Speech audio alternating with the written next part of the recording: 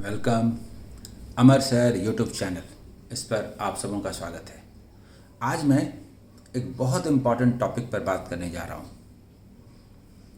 Online mock test series किसी भी exam के लिए इसका क्या महत्व है, ये कितना यूज़फुल है, इससे क्या फ़ायदे होते हैं, क्या नुकसान होते हैं, अगर ये सही है तो कितना, और यदि सही नहीं है तो इसके इफ़ेक्ट खराब दृष्टि से क्या है।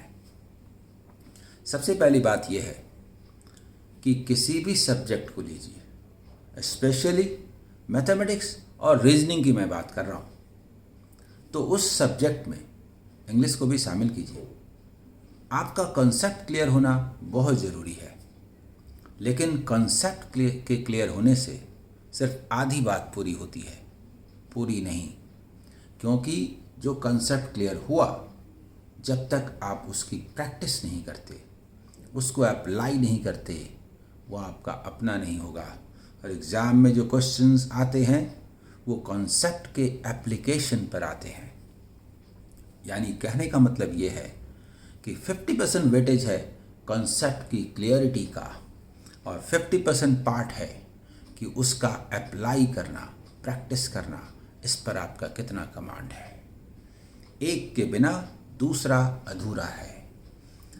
अब जब से ऑनलाइन मॉक टेस्ट शुरू हुआ, तब से इसने उस प्रैक्टिस का स्थान ले लिया और ये लेता चला जा रहा है। मैंने पहले ही कहा, जो भी आप पढ़ते हैं उसको अप्लाई करना ज़रूरी है, और गिवन टाइम में जब तक आप टेस्ट नहीं देते तब तक आपका कमांड नहीं होगा।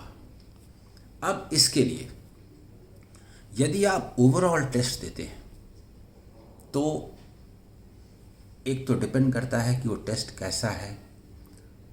एग्ज़ाम बोर्ड जो बड़ी मेहनत से एक क्वेश्चन पेपर का सेट तैयार करता है, उसका स्थान ये प्रैक्टिस सेट वाले नहीं ले सकते।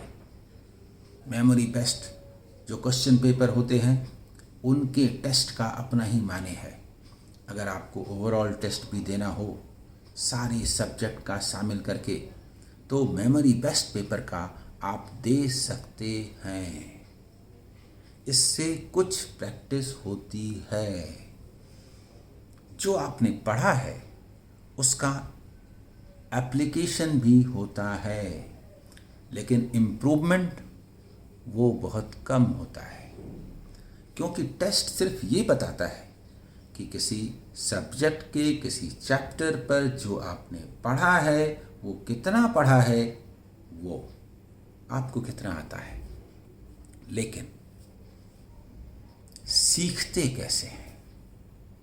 सीखना सभी सब्जेक्ट के एक साथ प्रैक्टिस करने से नहीं होता।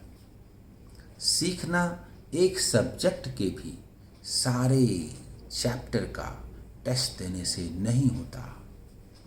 अगर नंबर सीरीज क्वांट में आप बनाते हैं और उसके 5 क्वेश्चंस हैं, उसको कितने समय में आपने बनाया ये ओवरऑल टेस्ट में पता नहीं चलेगा। आप ज़रा सोचिए कि 35 क्वेश्चंस हैं क्वांट के, मैथ्स के, और IBPS पीओ का प्री हो या SBI पीओ का प्री हो, 20 मिनट्स में आपको क्वांट के या रीजनिंग के भी 35 क्वेश्चंस बनाने होते हैं। अब अगर आपने 35 क्वेश्चंस में से बनाए करीब करीब 25 क्वेश्चंस, और आप खुश हैं कि 20 मिनट्स में आपने 25 बना लिया, और आप बड़े दुखी हैं कि आप बाकी 10 क्वेश्चंस नहीं बना पाए। पर मेरा कहना है, जो क्वेश्चन नहीं बनाए उनके लिए दुखी क्यों हैं? जो क्वेश्चन आप बनाए उनके लिए दुखी क्यों नहीं है? जिन 25 क्वेश्चंस को आपने सॉल्व किया, उसने सारे 20 मिनट्स ले लिए। इसका मतलब ये है कि आपकी स्पीड, आपका चैप्टर पर कॉन्सेप्ट, उन चैप्टर्स पर जिसके क्वेश्चंस बनाए, उतनी ज़्यादा नहीं है। कमजोरी उस जगह पर है जो क्वेश्चन बनाने से संबंधित है, क्वेश्चन नहीं बनाने से नहीं।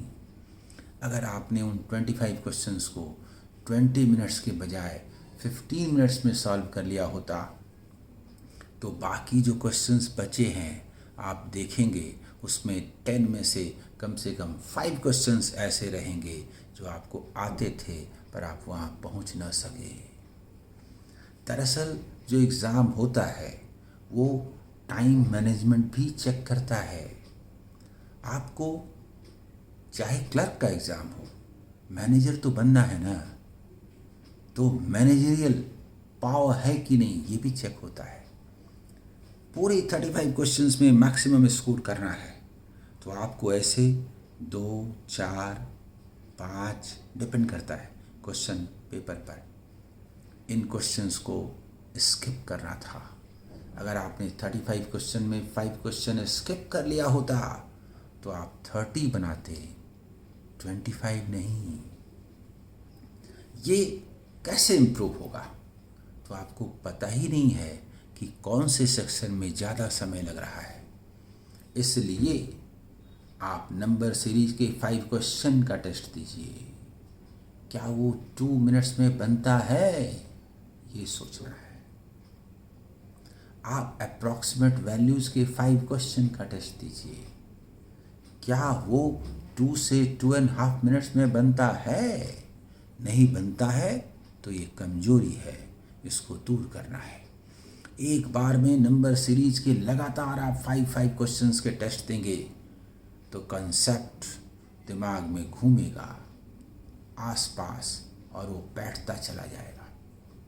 इसलिए आप चैप्टर वाइज टेस्ट दीजिए, ओनली 5 क्वेश्चन का टेस्ट दीजिए और ऐसे एक दिन में 20-25 टेस्ट दीजिए 5 क्वेश्चंस के। आप दे के देखिए, आपका कमांड हो जाएगा। ये टेस्ट आपको कमांड दिलाएगा, सिखाएगा। अदरवाइज ऑनलाइन टेस्ट सिखाता नहीं है, जो आप सीखे हैं उसी को बताता है कि उसमें से कितना आता है। यदि वो ऑनलाइन टेस्ट बढ़िया पेपर का है तो बढ़िया, नहीं है तो उससे फ्रस्ट्रेशन होता है। कभी बहुत इजी क्वेश्चंस होते हैं, तुरंत बना के खुश हो जाते हैं, कभी बहुत टफ होते हैं, फ्रस्ट्रेट हो जाते हैं। सीखने की प्रक्रिया अलग चलती है और टेस्ट की प्रक्रिया अलग होती है। दोनों में कोई भी एक दूसरे का स्थान नहीं ले सकता। जब आप सीखते हैं तो टाइम नहीं देखते, सीखते हैं, आराम से सीखते हैं। और जब आप टेस्ट देते हैं तो कंसेप्ट क्लियर नहीं करते, टाइम देखते हैं। आपने मैक्सिमम कितना क्वेश्चन बनाया उतने समय में, ये मैटर करता है। इसलिए जो ऑनलाइन टेस्ट आप देते हैं, बेवजह का मॉक टेस्ट मत दीजिए। आप चैप्टर वाइज टेस्ट अगर मिलता है तो वो दीजिए। ऐसा ऑनलाइन टेस्ट आप दे सकते हैं। इंग्लिश के डिफरेंट सेक्शन के आप टेस्ट दें, इससे आपको फ़ायदा होगा। रीजनिंग के डिफरेंट चैप्टर्स के आप टेस्ट दें, इससे आपको फ़ायदा होगा। क्वांट के डिफरेंट टाइप्स के डिफरेंट चैप्टर्स के क्वेश्चंस के आप टेस्ट दें, इससे आपको फ़ायदा होगा और ये आपको विजयी बनाएगा। लेकिन अगर ऐसा टेस्ट आपको नहीं भी मिलता है, अवेलेबल नहीं भी है, तो भी कोई बात नहीं। आप प्रीवियस ईयर्स के मेमोरी बेस्ड क्वेश्चन उठाइए, टाइमर सेट कीजिए और देखिए कि 20 मिनट्स में आप कितने क्वेश्चंस बना पाते हैं। यदि आपने अपने घर में टेबल पर बैठ करके ऐसा कर लिया तो फिर एग्ज़ाम हॉल में भी कर लेंगे और ऐसा बार बार टेस्ट देंगे। हाँ, जब सारे टेस्ट पर, मतलब क्वांट के सारे चैप्टर पर कमांड हो जाए, तब आप पूरे क्वांट का एक टेस्ट दीजिए। पता चलेगा कि आपने कितना पढ़ा है, कहाँ कमजोरी है, और फिर उसको इम्प्रूव करने के लिए उस चैप्टर में जाएं, उसके कॉन्सेप्ट को क्लियर करें और फिर उसको अप्लाई करें और फिर टेस्ट देकर चेक करें कि आपने कितना क्या पाया। टेस्ट, मैंने बार बार कहा, एक थर्मामीटर है जो सिर्फ ये बताता है टेम्परेचर कितना है, जो सिर्फ ये बताता है कि आप पहुँचे कहाँ तक हैं। लेकिन पहुँचने के लिए कॉन्सेप्ट की क्लैरिटी चाहिए। बीमारी के इलाज के लिए आपको दवा खानी पड़ेगी। सिर्फ थर्मामीटर लगाने से होगा नहीं, सिर्फ टेस्ट देने से होगा नहीं। टेस्ट सिर्फ ये बताता है कि आपने सीखा कितना, और उसकी प्रैक्टिस तो तभी होती है जब आप चैप्टर वाइज टेस्ट देते हैं। तो मॉक टेस्ट को लेकर के एकदम क्लियर हो जाइए। आप अगर इस तरह से टेस्ट देते हैं तो आपको फ़ायदा है। रोज़ दिन रात टेस्ट देते रहते हैं तो सिर्फ नुकसान ही नुकसान है। जो सिलेक्शन 6 महीने में होना है वो साल भर में होगा, जो सिलेक्शन साल भर में होना है वो 1.5 साल में होगा, 2 साल में होगा। और चैप्टर पर जो कंसंट्रेशन है इसको किसी हालत में कम होने देना नहीं है। जब भी टेस्ट देना है मेमोरी बेस्ट पेपर पर टेस्ट देना है। मुझे पूरी उम्मीद है कि इस डिस्कशन से आपको समझ में आ गया होगा कि वास्तव में पढ़ना कैसे है और टेस्ट को किस रूप में लिया जाना चाहिए। Okay, thank you.